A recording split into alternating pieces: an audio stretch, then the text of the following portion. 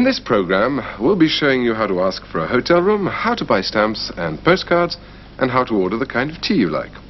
We ask how well the French speak foreign languages, and finally we report on a region of France well loved by the French, but little known to foreigners, the Chartreuse. Many people going to France have accommodation fixed up before they get there. Even so, it's worth learning certain words and phrases connected with getting a hotel room, because they can be useful in other situations as well. When you ask for a hotel room, for instance, you need to say what sort of room and for how many nights. Bonjour monsieur. Messieurs, dames, bonjour. Vous avez une chambre pour 2 personnes? Une chambre. Une chambre pour une personne. Une chambre pour 2 personnes. Une chambre pour une nuit. Une chambre pour 2 nuits. Bonjour monsieur. Messieurs, dames, bonjour. Vous avez une chambre pour 2 personnes? Oui, pour combien de nuits? C'est pour une nuit. Il y a une salle de bain? Oui, monsieur, bain et WC. Il y a une salle de bain? Une salle de bain. A bathroom. The answer there was, oui, bain et WC. But there may only be a shower. Douche et WC.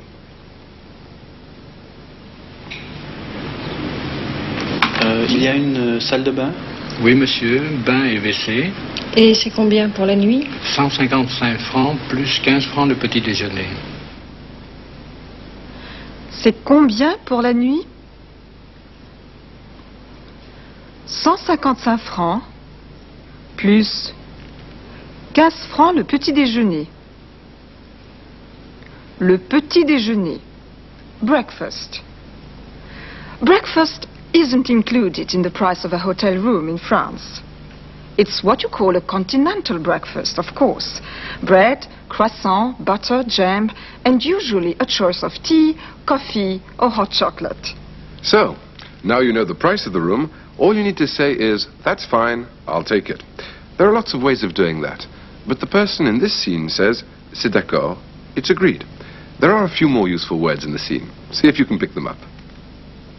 Et c'est combien pour la nuit? 155 francs plus 15 francs de petit déjeuner. Bon, c'est d'accord. Oui, c'est à quel nom? Dubost. D-U-B-O-S-T.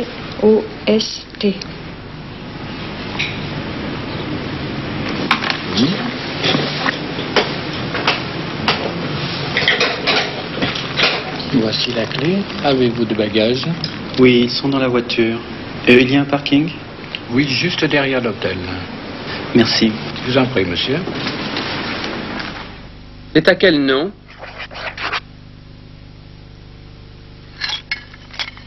Voici la clé. Vous avez des bagages? Oui, ils sont dans la voiture. Il y a un parking? Oui, il y a un parking derrière l'hôtel. The most useful thing a beginner needs to know is individual words, vocabulary. As you've already seen, 1 or 2 such phrases can handle many different situations. The thing that changes is the vocabulary. Of course, it's impossible to predict exactly what words you're going to need. But in the book which accompanies the series, there's a short list in each chapter of words that are worth learning each week. Have another look at the whole scene in the hotel now and see how many of the new words you can remember. Bonjour monsieur. Messieurs, dames, bonjour. Vous avez une chambre pour 2 personnes? Oui, pour combien de nuits? C'est pour une nuit. Il y a une salle de bain? Oui, monsieur, bain et WC. Et c'est combien pour la nuit? 155 francs plus 15 francs de petit déjeuner. Bon, c'est d'accord. Oui, c'est à quel nom? Dubost. D-U-B-O-S-T.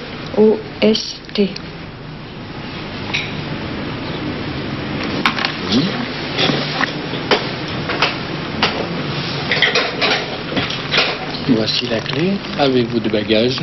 Oui, ils sont dans la voiture. Il y a un parking? Oui, juste derrière l'hôtel. Merci. Je vous en prie, monsieur.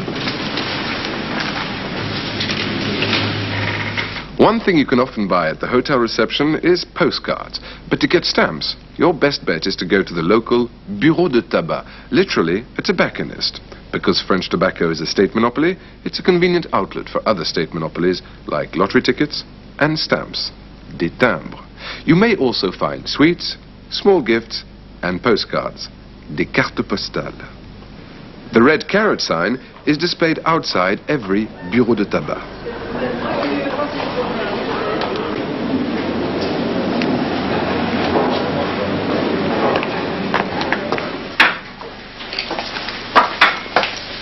Bonjour madame. Bonjour monsieur. Voilà, 6 cartes postales. Oui. Vous avez des timbres pour la Suisse, s'il vous plaît? Des timbres pour la Suisse, des timbres pour la Grande-Bretagne.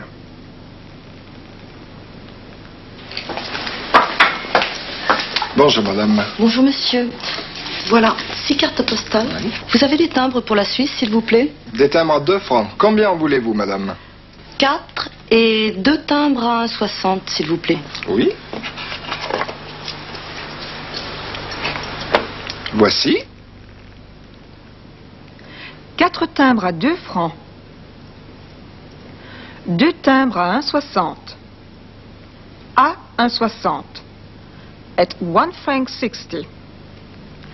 You can use A followed by the price in lots of situations. In a hotel, for instance, you may be offered a choice of rooms at different prices. Une chambre à 200 francs. Une chambre à 150 francs. The last thing our customer asks for is une boîte d'allumettes. Une grande boîte. A big box. Let's see the whole scene through again. Bonjour madame. Bonjour monsieur. Voilà, 6 cartes postales. Oui. Vous avez des timbres pour la Suisse, s'il vous plaît? Des timbres à 2 francs. Combien en voulez-vous madame? 4 et 2 timbres à 1,60, s'il vous plaît. Oui. Voici. Merci. Ah oui, vous avez une boîte d'allumettes. Une grande ou une petite? Une grande boîte. Voici.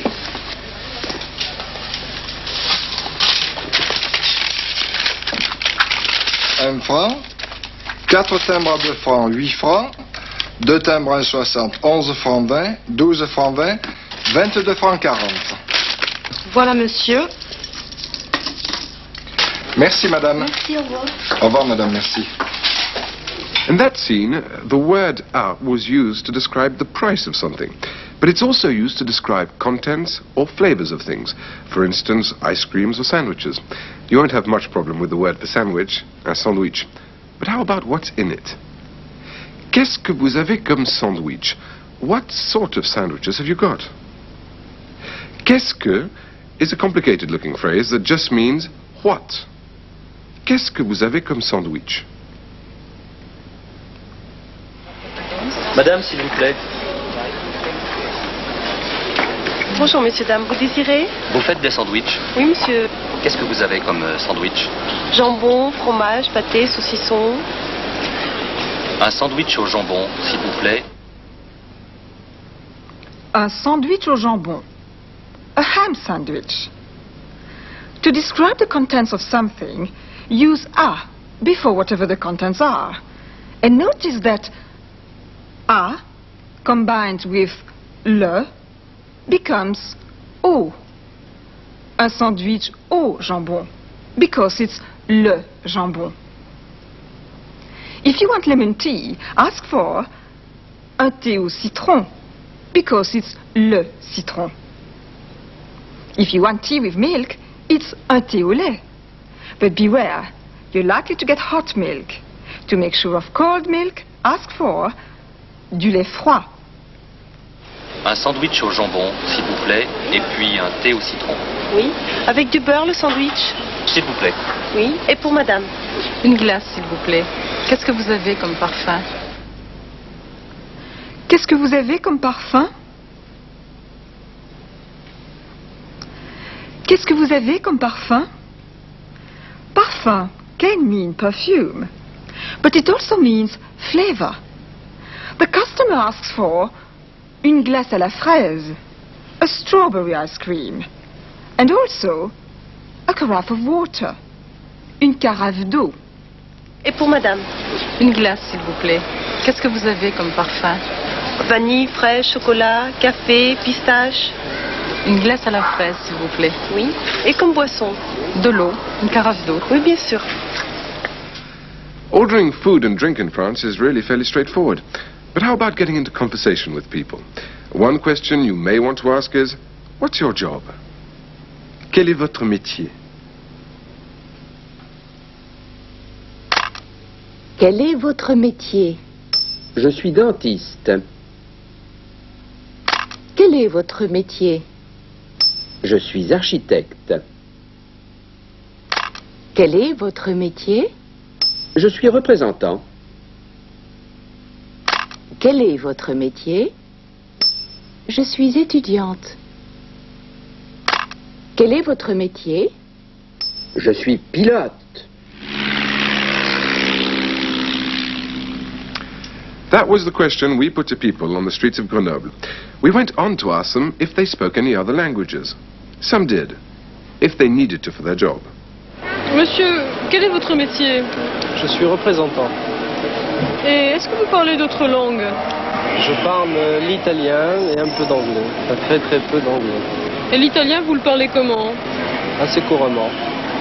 Quel est votre métier, mademoiselle? Étudiante. Et vous parlez d'autres langues que le français? Italien.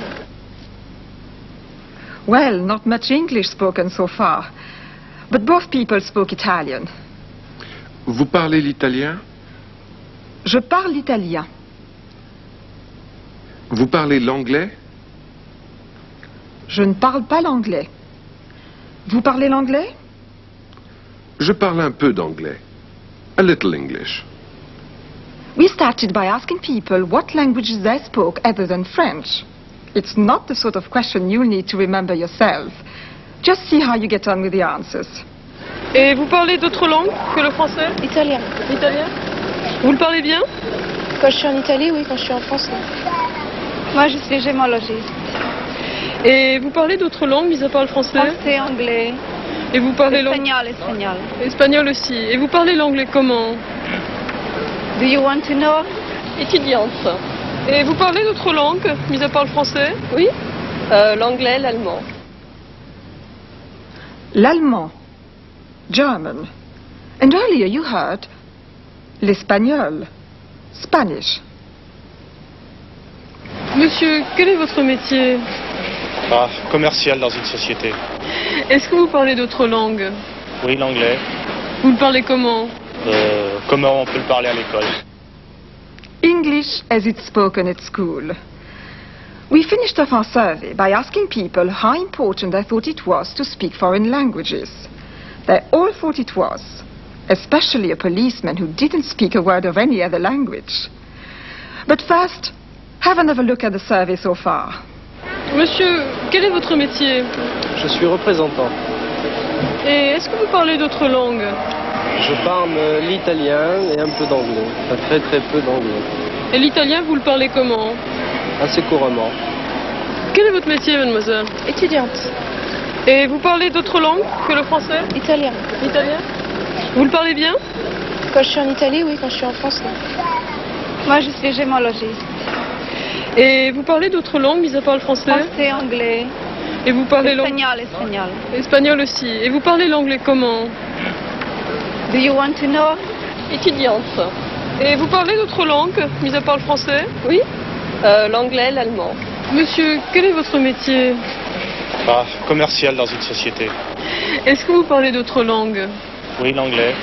Vous le parlez comment? Comment on peut le parler à l'école? Monsieur, vous parlez d'autres langues? Non, hélas. Et vous pensez que c'est important de parler d'autres langues? Oui, je pense, oui, que c'est pratiquement indispensable. Et vous pensez que c'est important de parler d'autres langues? Oui, bien sûr. Bien sûr, et puis de plus en plus d'ailleurs. Well, it seems that the Grenoblois are 100% in favor of your effort to learn their language. This week's film report takes us just north of Grenoble to the mountain area known as La Chartreuse. With its ski slopes, rivers and forests, La Chartreuse is very popular with the Grenoblois. The area is perhaps most famous outside France for its liqueur made by the monks of the great monastery, La Grande Chartreuse. The inhabitants of the area are known as les Carthusiens. They live in small agricultural communities, though tourism is becoming increasingly important. One of the more traditional activities is the exploitation of the many pine forests, les forêts de sapins. It's a small-scale industry which can't compete nowadays with the mass production of other areas like southwest France. But even so, the flourishing construction of houses and tourist chalets is supplied by small local sawmills, les scieries.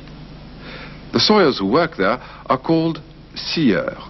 We followed the work of one of them. La Chartreuse est un petit pays de tradition, un ancien massif de montagnes couvert de forêts.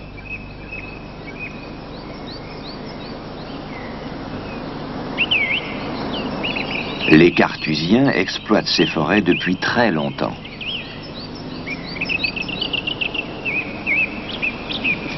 Au Sapet, en Chartreuse, il y a 2 scieries. Le propriétaire d'une de ces scieries est un homme très attaché aux traditions du pays. Je m'appelle Guy Bec-Le-Berland. Et quel est votre métier? Je suis scieur. Cette scierie que vous avez existe depuis combien de temps? Elle existe depuis 25 ans. Et vous êtes propriétaire de cette scierie? Nous sommes propriétaires, oui. Combien de personnes travaillent ici? 4 personnes travaillent dans cette scierie. C'est-à-dire? C'est-à-dire mon frère, mon neveu, moi-même et un autre ouvrier qui s'appelle Nono. La scierie de Guy Berland et de son frère existe depuis 25 ans, mais la famille Bec-Le-Berland vit en Chartreuse depuis plusieurs générations. La Chartreuse, c'est mon pays d'origine. C'est un coin que j'ai aimé parce que j'y suis depuis de nombreuses générations. Notez que j'aimerais qu'il y ait plus de soleil, qu'il y ait moins de pluie peut-être, mais s'il y avait moins de pluie, il y aurait moins de bois. La raison qu'il y ait du bois, c'est qu'il y a beaucoup de pluie, c'est que le climat est très humide. On apprend en géographie que c'est une des régions les plus arrosées d'Europe. Il y tombe en moyenne 2,20 mètres d'eau par an. Alors que c'est la raison pour laquelle nous avons beaucoup de sapins, parce que le sapin est quelque chose qui demande beaucoup d'humidité. En effet, il pleut beaucoup en Chartreuse et l'humidité, la pluie sont importantes pour l'exploitation du bois. Oui, il faut beaucoup d'eau pour avoir tous ces arbres.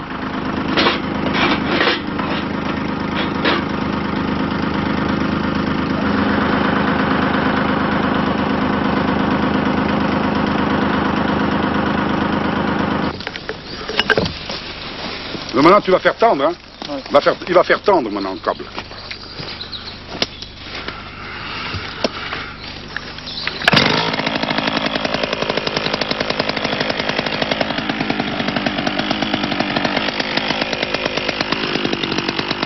Guy Berland coupe environ 400 arbres par an. C'est surtout du sapin et c'est du bois blanc, du bois tendre.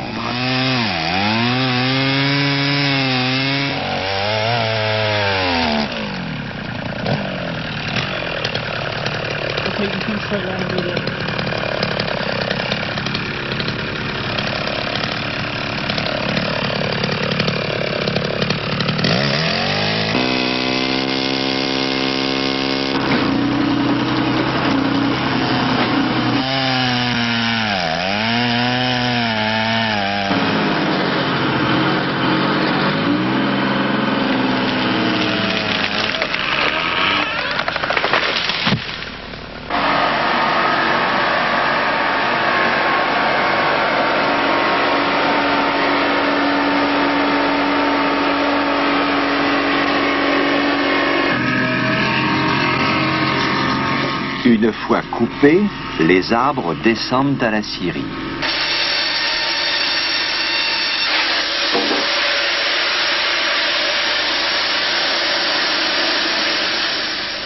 scieries, Guy Berland et son neveu Jean-Paul les transforment en planches et en poutres pour leurs futurs clients.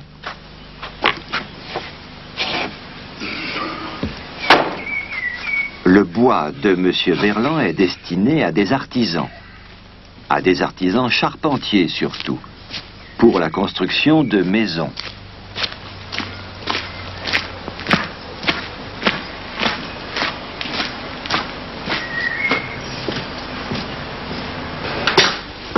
L'économie actuelle favorise la production de masse. Mais la scierie de Guy Berland, comme d'autres en Chartreuse, est une petite entreprise familiale. Son futur dépend des générations à venir.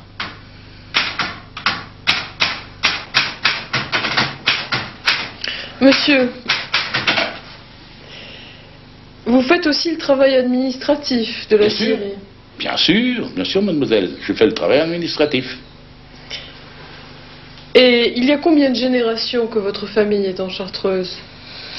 Je trouve trace de ma famille en Chartreuse depuis 1813. Ça fait combien de générations environ? Ça fait 6 générations. Et c'est la première génération de votre famille qui travaille le bois? Nous avons toujours travaillé le bois, mais pas de la même façon. Autrefois, mes parents étaient voituriers, ils faisaient le transport du bois, et maintenant nous faisons le sciage. Et vous avez des enfants? J'ai des enfants, j'ai un garçon et une fille. Qu'est-ce qu'ils font dans la vie? Mon fils fait des études à Paris, des études supérieures à Paris, et ma fille fait des études à Lyon. Donc il n'y a pas beaucoup d'avenir dans le bois? Si, il y a de l'avenir, mais pour eux, ça n'a pas été leur vocation. J'ai un neveu qui assurera le remplacement de ce que je fais. Et vous, vous êtes toujours en Chartreuse. La Chartreuse, c'est quoi pour vous? Moi, c'est mon lieu natal, c'est le berceau de mes ancêtres, ça a été ma raison de vivre jusqu'à présent, avec la vie que nous avons vécue telle qu'elle est.